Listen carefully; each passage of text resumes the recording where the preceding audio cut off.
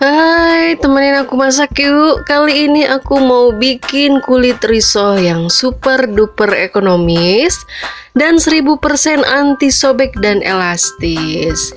Amazing ya. Nah, buat teman-teman yang baru menemukan channel ini dan yang baru bergabung, saya ucapkan salam kenal. Dan untuk teman-teman semuanya, terima kasih selalu memberikan dukungannya berupa like, komen, dan subscribe. Dan jangan lupa nyalakan notifikasinya agar tidak ketinggalan resep-resep selanjutnya ya. Ini ide jualan modal minim, jadi jangan khawatir, punya modal minim tetap bisa bereksis ya. Mau dijual offline ataupun online, suka-suka. Mari terus berkarya dan penuh semangat dan penuh keyakinan ya. Semoga Allah memudahkan. Berikut bahan-bahannya. Kita di sini menggunakan tepung terigu 300 gram. Jika teman-teman ingin tekstur di luarnya lebih crunchy dan di dalamnya lembut, maka kita akan memix atau menggabungkan di antara kedua jenis tepung ya, yaitu protein tinggi dan protein tinggi, protein tinggi dan protein rendah. Saya di sini menggunakan keduanya, yaitu segitiga biru dan cakra biru ya.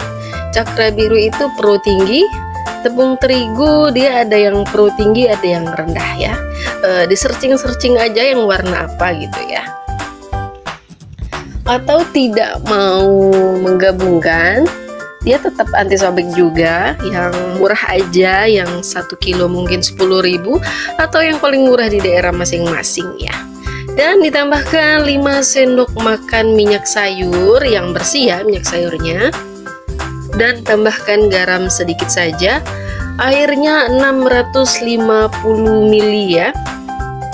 Diaduk merata, pastikan tidak ada bahan yang bergerindil, dan biar lebih mulus lagi nanti kita saring ya. Dan jika teman-teman ingin menggabungkan kedua jenis tepung, maka perbandingannya adalah 2:1, yang rendahnya 200 gram, yang tingginya 100 gram.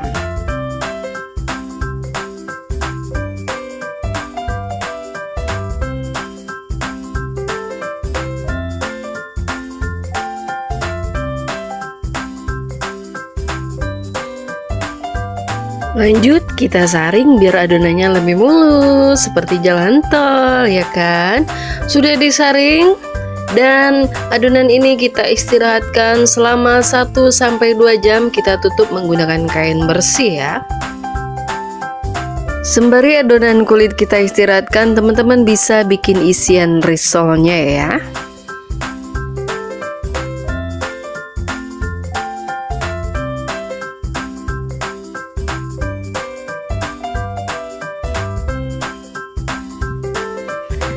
Lanjut kita bikin kulitnya. Setelah didiamkan 1-2 jam, maka glutennya akan terpisah. Dia akan kelihatan antara air dan gluten itu terpisah. Dan jangan lupa selalu diaduk setiap menuangkan adonannya di teflon. Untuk teflon anti lengketnya ini ukuran diameternya 18 cm. Dan jika teman-teman ingin lebih tipis lagi, maka gunakan teflon anti lengket yang viral itu ya, yang digunakan di pantatnya, pasti teman-teman tahu. Searching saja di marketplace pasti ketemu, tapi harganya lumayan ya, di under 200 ribuan kayaknya ya. Kunci berikutnya adalah ketika adonannya sudah matang, maka posisinya ditutup dengan kain agar kelembapannya terjaga ya. Trik selanjutnya adalah jangan over mengoleskan minyak sayur di teflon. Sekali oles itu bisa digunakan 2-3 kali atau bahkan 4 kali. Bahkan kalau teflon kalian yang bagus, tidak perlu menggunakan minyak ya. Disitulah kuncinya, jadi adonan kita mulus gitu ya. Kalau kalian over memberikan minyak sayur di teflon, maka adonannya akan pecah ya. Meski adonan kulit risol ini tidak menggunakan telur dan sagu, tetap anti sobek. Karena apa? Karena kita istirahatkan selama 1-2 jam. Karena glutennya terpisah, maka dia menjadi elastis dan tidak mudah sobek ya. Itu adalah trik dan kunci yang paling utama ya. Trik selanjutnya adalah untuk mengetahui kulit ini sudah matang atau belum. Kalian digoyang-goyang teflonnya, jika masih lengket berarti belum matang. Dan jika dia sudah mau bergoyang ke kanan ke kiri berarti kulitnya siap diangkat ya.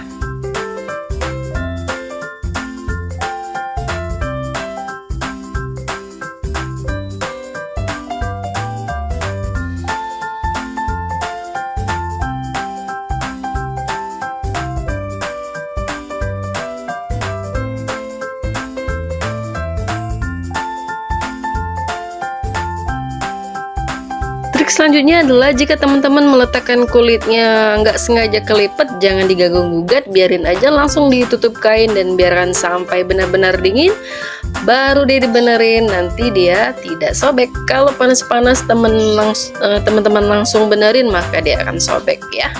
Jadi dinginkan dulu, biarkan saja dia berlipat-lipat, dia tidak bakal lengket.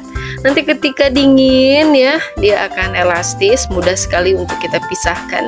Bahkan kalian remas-remas pun dia tidak lengket dan tidak bersatu dan tidak sobek ya. Kuncinya itu yaitu selalu ditutup menggunakan kain. Untuk merekatkan kulit ini, gunakan sisa adonan kulit risolnya sendiri ya, maka dia benar-benar bersatu dan tidak pecah ketika digoreng. Nah, jika teman-teman ingin menggorengnya menggunakan tepung roti, maka kocok telur, balurkan risol ini di kocokan telur, baru dibalurkan di tepung roti ya. Nah, kalau teman-teman yang tidak mau bertepung-tepungan seperti saya, ini langsung saja digoreng di minyak panas dan minyak yang lumayan banyak agar warnanya cantik dan tidak tetap bocor ya. Jadi kesannya kayak risol kampung gitu, tapi ini rasanya sultan ya. Dan ini cocok banget buat dijadiin ide jualan frozen ya. Dan posisinya jangan digoreng. Teman-teman bisa frozen kan, masukkan di wadah, sesuaikan dengan keinginan teman-teman berapa isinya ya. Dan untuk modalnya silahkan dihitung sendiri sesuai HPP masing-masing. Karena kentang lagi melambung, kayaknya nggak mungkin dijual 1000-an ya. Karena ini bener-bener rasanya mantul banget. Nggak kerasa kalau ini bahannya ekonomis ya. Sebelum videonya selesai, saya ucapkan terima kasih sudah menonton videonya sampai selesai. Semoga kalian semua sehat selalu dan murah rezekinya. Amin amin ya robbal alamin. Dan bantu dong dengan like, komen, dan subscribe-nya. Jangan lupa nyalakan notifikasinya agar tidak ketinggalan resep selanjutnya. Dan sampai bertemu di resep selanjutnya. Bye-bye.